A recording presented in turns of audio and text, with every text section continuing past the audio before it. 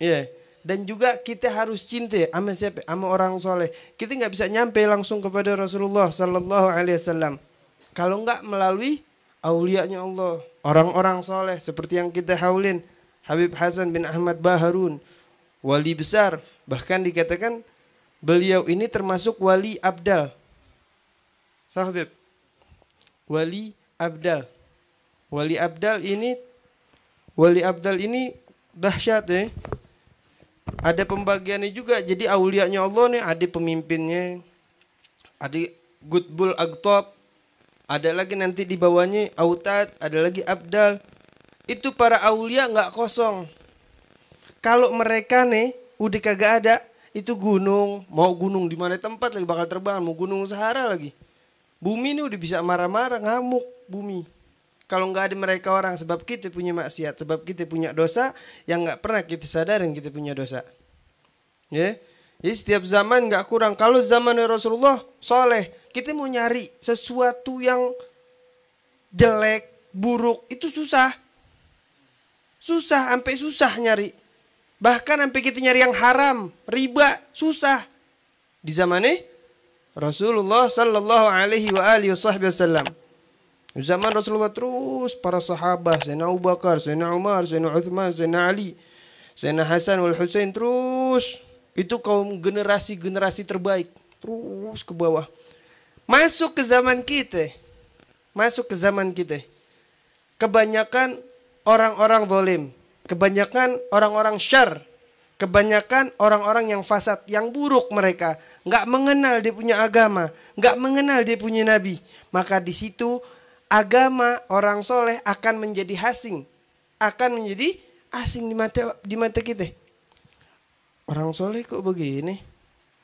Bahkan ada orang soleh, wali min auliyaillah yang kita kagak ketahuin kok kelakuannya menyalahkan syariatnya Nabi Muhammad Sallallahu Alaihi Wasallam. Ini yang perlu kita jaga. Hati-hati kita punya mulut, hati-hati kita punya hati terhadap orang soleh yang keadaannya khariqul adah. Ya, kita sama-sama tahu Habib Syekhan Al-Bahar. Kita jangan berkata macam-macam kalau orang soleh yang udah ngomong. Ya, mereka melakukan, mereka punya dalil. Bahkan dikatakan kaum solehin apa? Wasallim li ahlillahi fi kulli mushkili ladaika ladaihim wadihun bil adillati. Serahkan kita kalau punya masalah sama orang-orang soleh, sama orang-orang yang paham agama, sama guru-guru kita. Karena mereka yang paham dan jelas bil adillati dengan dalil-dalilnya kalau bahasa kita.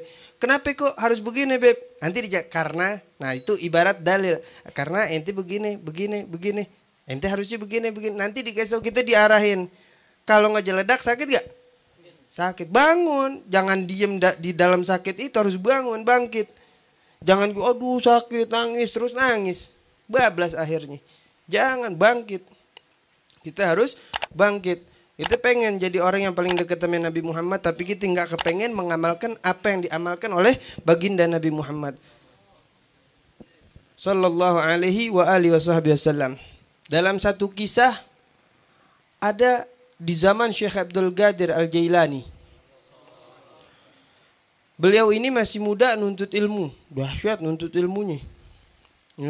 Kita kalau ngelihat orang soleh yang udah besar, seperti Habib Umar bin Hafidh, Habib Zain bin Sumit, Allahyarham, Habib Hasan bin Ahmad Baharun. Jangan kita lihat nihayahnya. Nihayah tuh ketika dia udah jadi wali besar, dahsyat Masya Allah. Kita perhatikan bidayahnya. Bidayah tuh permulaan beliau mujahadah melawan hawa nafsunya untuk belajar, untuk taat sama Allah, untuk meninggalkan maksiat pada Allah. Itu yang kita jadikan kehidupan kita sehari-hari seperti itu. Maka dia bakal jadi orang siddiq. Dia bisa megang hawa nafsunya. Dia bisa menjaga dirinya dari tidak melakukan maksiat kepada Allah. Ketika kita jatuh melakukan maksiat, jangan pernah kita putus asa, bangkit. 100 kali dalam satu hari kita melakukan maksiat, 100 kali kita minta ampun sama Allah. Jangan kita, ya Allah. Ini tanda-tanda orang beriman kalau dia jatuh kepada satu maksiat, hatinya langsung geringsangan. Apa itu? Sumpah, ya Allah, kenapa begini? Istighfar langsung, buru-buru minta ampun sama Allah. Salah satu itu kita minta ampun, bikin hati kita tenang. Kemudian Syekh Abdul Qadir ini punya 2 sahabat. Namanya Ibnu Saga, yang satu lagi Ibnu Abi Isrun. Ini bertiga nih. Ini Ibn Saga, alim, zaka, cerdas banget. Punya akal, cerdas, ulama. Syekh Abdul Qadir Jilani pun ulama, wali min awliyaillah. Qutb Rabbani. Satu lagi Ibn Abi Isrun. Sama ulama juga, bertiga nih. Kalau murojaah, belajar, ngaji, habis pelajar, habis ngaji. Ini gimana nih? Oh ini begini, tak kalau begini. Jadi murojaah bareng-bareng. Pada satu waktu ini beliau ini niat untuk datang ke rumahnya satu orang wali soleh. Qutbul Ghuth. Mau ziarah. Datang ziarah. Ayo. Yang satu Ibn Sago ngomong. Aneh datang ntar, kita bareng jalan. Ibn Sago ngomong apa? Aneh punya satu masalah yang awisoh, sangat sulit. Enggak ada yang bisa jawab. Jadi ini mau datang niatnya nggak bagus nih Ibn Sago. Yang kedua Ibn Abi Isrun. Ini Ibn Abi Isrun ingin mempertanyakan satu masalah yang dia nggak pernah lihat jawabannya. Secara ilmiah, secara logika, dalam kitab mana nggak pernah nemuin. Kata begitu. Yang Syekh Abdul Qadir Al-Jailani, ya Abdul Qadir kata temannya, engkau datang mau ngapain? Pengen minta multamisan bibarkatihi, pengen biar dapat keberkahannya Qutbul Ghuth nih, wali min auliyaillah. Berangkatlah bertiga. Sampai di depan rumahnya wali Qutb ini diketok pintunya. Assalamualaikum. Assalam, dibukain. Ini wali dibukain, fadhal masuk. Wali masuk nih. Si wali Qutb ini masuk pakai baju kewalian, keluar. Ditunjuk, ente ya Ibnu Saga, ente datang kepada aneh, ente pengen ngetes aneh untuk pertanyaan yang sangat susah. Jawabannya begini, ada di kitab ini, penjelasannya begini. Keluar ente. Aneh ngelihat di dalam diri ente bakal jadi orang kafir. Ini hatinya jelek nih, prasangka me wali Allah buruk. Tunjuk lagi Ibn Abi Isrun. Ente ya Ibn Abi Isrun, ente mau menanyakan masalah ilmiah secara logika. Jawabannya kata, dalam kitab kata ada. Keluar ente bakal terbakar terhadap dunia. Ente bakal kemakan sama dunia. Dikit nama ame Qutbul Ghuth. Wa amma anta ya waladi, adapun engkau wahai anakku Abdul Qadir, engkau datang multamisan bibarkati. Engkau bakal dapat. Nanti satu zaman para aulia akan ada semuanya di bawah kakimu. Kata Qutbul Ghuth. Jelas terang sekarang kan. Syekh Abdul Qadir Jailani siapa yang gak kenal? Mau pelosok mana lagi? Sidi Syekh Abdul Qadir Al-Jailani. Akhirnya bertiga ini pulang. Yang Ibn Saga balik ke kampungnya. Ketika di kampung, ulama orang Islam diajak berdebat sama orang Nasrani. Ulama satu kampung Ibn Sago kumpul. Ini kita siapa nih kira yang kita majuin nih? Enggak, jangan Ibn Sago. Sepakat nih kita Ibn Sago. Karena alim, bener-bener cerdas Ibn Sago. Sepakat. Udah, Ibn Sago engkau berangkat. Amar min muluk.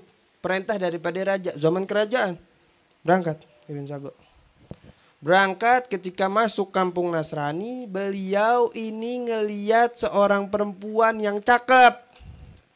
Beragama Nasrani. Ngelihat. Wah, samperin nama Ibn Sago. Aku mau kepada engkau. Mau? Benar? Mau? Boleh. Cuman engkau harus Nasrani. Masuk ke agama Nasrani. Harus bahasa masuk Nasrani? Baptis. Ya. Yeah. Kalau bahasa kita tuh sibghatullah wa ma ahsana minallahi sibghah. Sibghah tuh kalau zaman dahulu Nasrani, orang mau jadi Nasrani direndam pakai air emas. Jadi keluar seperti orang suci. Di zaman dulu, bukan sekarang. Kalau sekarang baptis. Sekarang dibaptis. Udah nih, masuk ke agama Kristen demi nafsunya.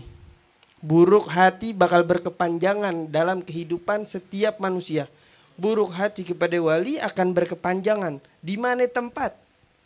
Walaupun dia orang alim besar. Yang kedua, Ibn Abi Isrun. Ibn Abi Isrun ini datang dari mana-mana dana sedekah, dana wakaf. Banyak nih dana nih. Duit banyak nih. Padahal alim. Akhirnya dia nggak megang amanat. Dan Ibn Abi Isrun ini tahu nih doanya si Qutbul Ghuth nih. Doanya tuh wali nih. Saya bakal tenggelam sama dunia. Bener, kena tenggelam. Dan ada pun Syekh Abdul Qadir Jailani. Di masanya naik pangkat terus di sisi Allah. Mungkin tinggi. Jadi Qutbul Rabbani si di Syekh Abdul Qadir Al-Jailani. Coba. Kalau kita prasangka baik sama setiap wali. Jangan kita ngomong macam-macam. Sholawat aja dalam hati kita. Biar kita dapat berkahnya. Biar gobul hajat.